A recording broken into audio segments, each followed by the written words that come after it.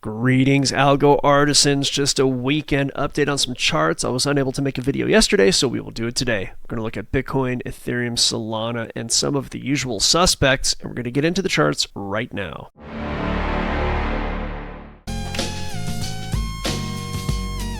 All right, hope you all had a good Friday. I had some things I was handling and was not able to make a video. So let's go ahead and jump right into the charts now. We got Bitcoin up and it does appear to be consolidating, and the volatility is basically falling off a cliff. And what that means usually is that when volatility is falling, that means it will start to rise. One way to look at volatility is candle size, and there are a couple of indicators that we can talk about on volatility, but for now, let's take a look at what this is doing. It appears to be forming a symmetrical triangle. Now, symmetrical triangles, in my opinion, they're not much used to trade, right? There's not a lot of use in them. They pop up or they pop down. There's kind of a 50-50 up or down on these. So, looking at a symmetrical triangle to try to say which way it's going to go, it's not really that useful. But what we do know is as price condenses into this small point, eventually a bit of energy will build up, and there's a decent chance that whichever way it does pop will be a strong move. And of course, I can take a trade in that direction. And then of course, a lot of the areas I would look at on the way down would be just these low points of structure, right? Where price bounced before, pivot points. So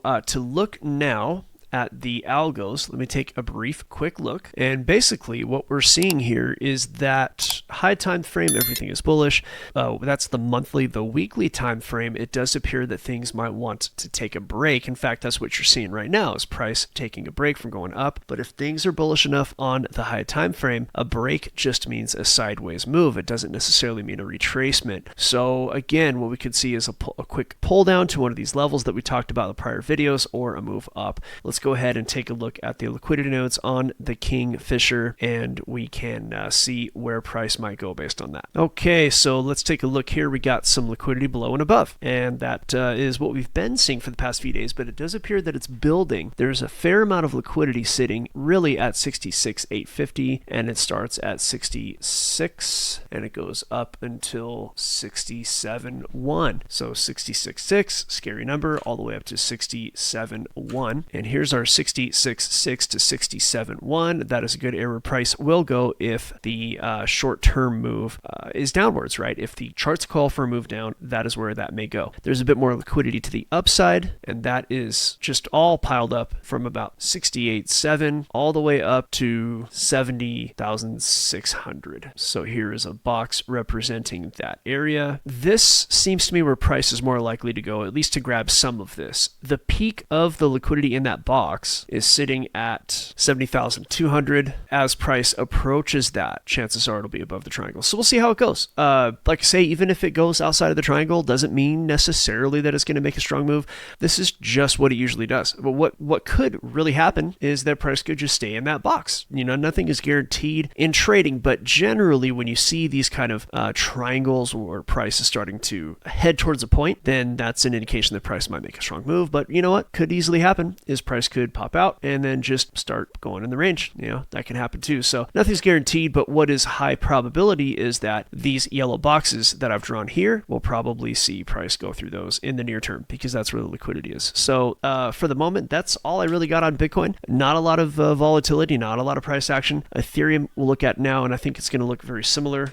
So what I figured Ethereum would bounce around in the range that it's created. It is moving rather slow, and against Bitcoin, Ethereum does seem to be pretty lagging these days. In fact, we might take a look at the Ethereum to Bitcoin chart. As long as Bitcoin remains relatively stable or bullish, we might see Ethereum kind of go along this trajectory and eventually pop up. Let's say whichever way Bitcoin pops, if and when it does, Ethereum should follow. But there's very little volatility in Ethereum right now. You might be able to find some good trades in a lower time frame if you're, sort of degenning on like the 1 minute time frame. That I think is a likely way things might go. But again, whichever way Bitcoin pops, Ethereum will probably pop as well. That's what I expect. Let's take a look at Solana. Now, when Bitcoin starts to slow down, that can be, doesn't mean it is, but it can be when Solana starts to make, or any altcoin will make its move. Like you'll see certain altcoins do real well.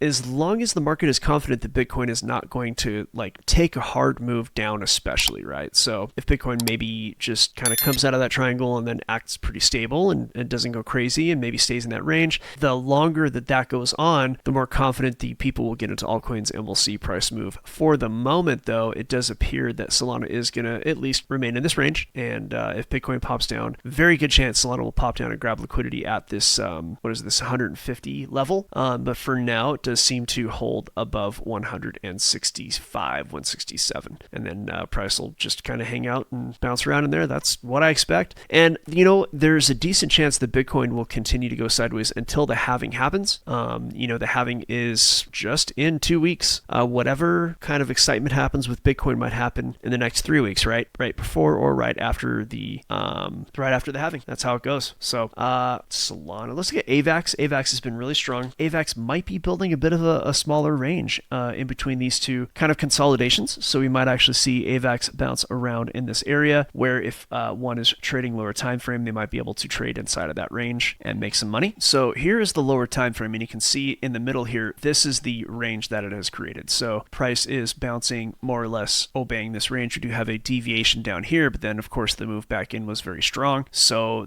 I guess if I were to take a trade, I would need my algos to confirm it or at least support it. And that's a nice 3-to-1.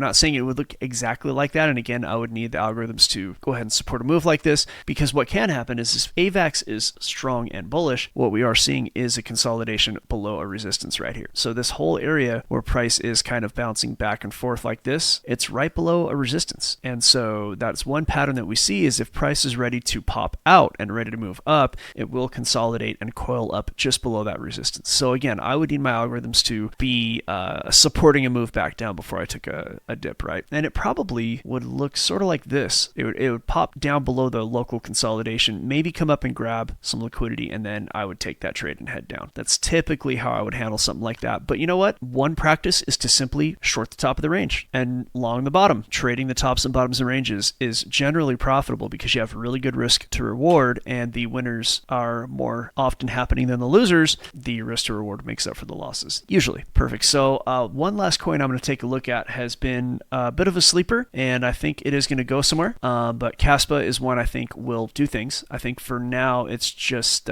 catching its breath. So I'll hop up to the daily here, and Kaspa, it's a coin that has a pretty strong community, that's for sure, and it's proof of work. I did a whole show on it, so definitely go back and take a look at that. But we can see here that Kaspa will possibly go ahead and go sideways for a while before it makes its next move, and that next move is a decent chance will be upwards, and the targets to the upside would be something like 21.5 cents and maybe 24.5 cents, right around those areas. If I were trading, if I were confident that Kaspa was going to go up, I do need some things to line up before I would take such a trade, but I would look at something like this. That's a nice 3-to-1, maybe if I was being a little more conservative with the stop loss, or a 4-to-1 if I was being more aggressive. It's a great trade. Again, I'm not quite ready to do that. The algos, I'm not ready to go long on this yet. That big multi-panel screen that you see is it's a lot of data I look at for higher and lower time frame stuff, and I'm just not ready to long this yet. So I have some. I actually bought some to hold it, but I also would think I can leverage trade this or at least spot long it.